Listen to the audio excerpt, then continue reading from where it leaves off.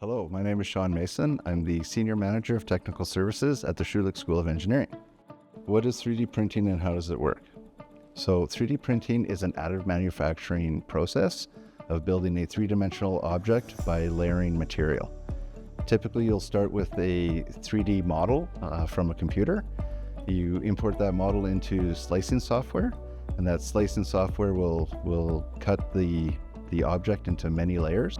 That will generate a tool path that goes back into the 3D printer, and the 3D printer will then build your part layer by layer until it's complete. How has 3D printing technology evolved over the last decade? It's becoming very, very popular. So there's a lot more companies that are building 3D printers, and that's going to bring down the price. So the affordability has gone way up.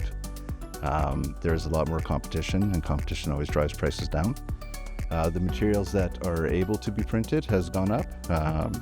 We can print in plastics, metals, ceramics, bioinks, speed and accuracy. So with all this mass production, a lot of the parts and components needed to build a 3D printer have become much more consistently made. So we can now start ramping up the speeds and accuracies of the 3D printers. What are some of the most innovative applications of 3D printing that people might not be aware of?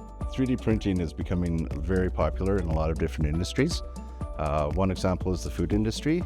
Some people actually build cakes and design images for cakes, and they'll use a 3D printer to very accurately lay down a picture of something that they want represented on a cake.